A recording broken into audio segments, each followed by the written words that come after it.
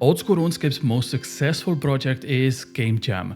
This is where developers take a week off to work on projects that they are passionate about. That necessarily doesn't mean these projects will enter the game, but as we've seen in the past, a lot of the Game Jam ideas have come to Old School RuneScape. And as it stands, another Game Jam project happened in May 2024. So today I want to go over everything that jagex developers worked on, what are the most exciting updates and what might we see in the future. The first thing Mod Husky, Mod Curse and Mod West worked on was updating the collection log interface with a brand new tracking system. This system will be optional and the existing interface will still be the default option. However, this new interface will show how many unique items you have collected in each section of the log, which includes bosses, raids, clues, minigames and much more. At the bottom, it will also show the 12 most recent items you have added into your collection log, and my favorite part is the new ranking system that comes with this project. Collection ranks will show how many slots you have filled in your log, and after certain thresholds are met, you are rewarded a cosmetic staff of that tier. Furthermore, we might also get high scores for collection logs, which will showcase rankings based on how many slots you have filled.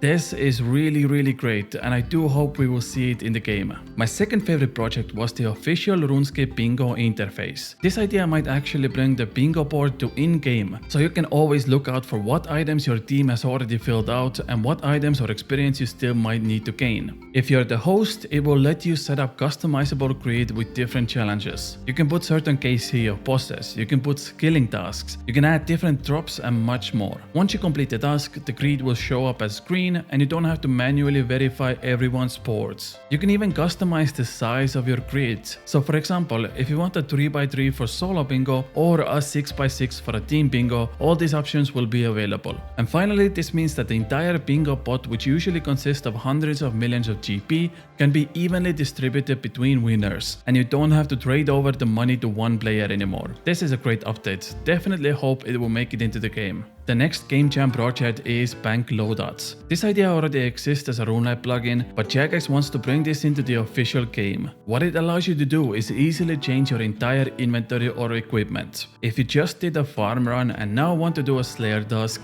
you can easily change out your entire gear with a single click from Graceful to your Slayer setup. And the same goes with inventory as well. The system is accessed through your bank and you can set up your loadouts through your inventory or equipment. This is still very much a work in progress, and jagex aims to make it so that manually re-gearing is still faster. But this is meant for people like me who are really lazy and want lazy option and load out their gear with few clicks. Since we're on the topic of banking, next up we have bank filters. The idea here is to make a feature that will make banking much easier. With this Game Jam project, you can filter out specifically one group of items. Let's say you want to see your amulets, capes, ammunition or food. You can just click on one of these options and it brings up every item of that type in your bank. There will be two drop-down boxes. The left option is meant for all your resources and the right option is if you want to see tradable, non-tradable or items that can be sold on the Grand Exchange. Each category is also labeled with how many items you have there, so the filters only apply to those items, and if you don't want this, you can just turn it off at settings and never have to see it again.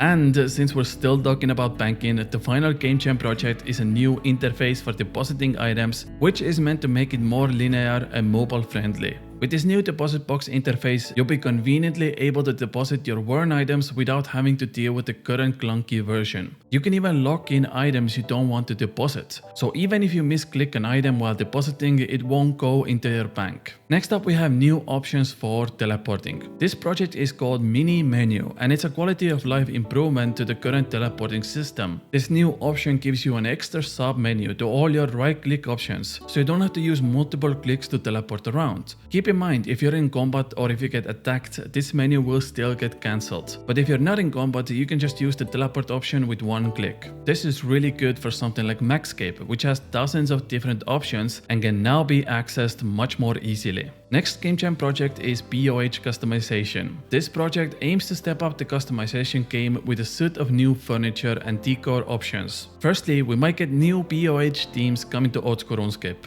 These are Varlamore, Preftinus, Ganifis, and the Wilderness. And maybe even more options might come in the future. The next Game Jam project is something that RS3 already has, which is Unrestricted Builds. This means that things like quest rewards will now be coming from lamps instead of automatically applying to your account. That means, for example, one defense pure accounts can still finish quests that give defense experience, but since the reward is in a lamp, they don't have to use it anymore. One example of that is King's Ransom quest, which requires 65 defense to start, but the only requirement in that quest is black armor, which is 10 defense requirement.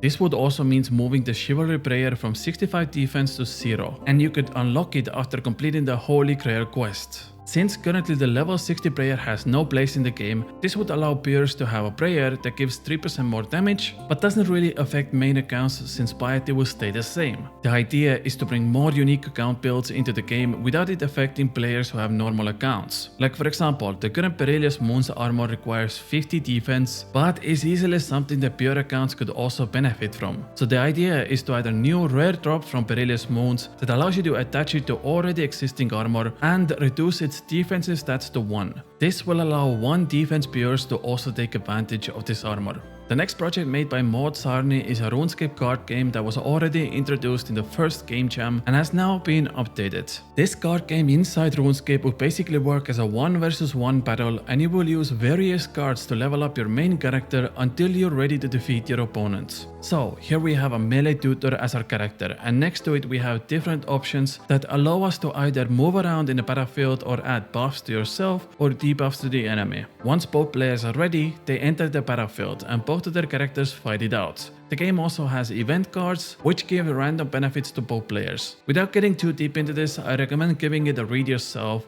and I'll leave a link down below in the description for that. And finally, we have a bunch of quality of life Game Jam projects like improving agility shortcuts, which will now show on the map visual indicators to which way the shortcut is going. The other improvement is resetting NPC behaviors. So let's say you're an Ironman and you're doing a Slayer task, but for some reason you get half the experience and no loot despite nobody being around. Jagex wants to change this behavior so that once NPCs are no longer in combat, their HP and everything else will reset, allowing Iron players to engage in battle again and receive full loot. There is also an idea to add bestiary to RuneScape, which will be an easier way to access monster weaknesses. Through this bestiary, you will find places to hunt these monsters, what their weaknesses are, and their stats. And finally, there is a quest about puffins. Yeah, that's it. jagex wants to add puffins to Haute RuneScape and make a similar quest storyline like they have done with penguins, where you talk with an NPC in Ardoin Zoo and find out more about these creatures. And that was the entire 4th iteration of Game Jam project concluded. Was there anything you specifically liked in this video or you want to see more in the game? Let me know down in the comments, but that's it from me.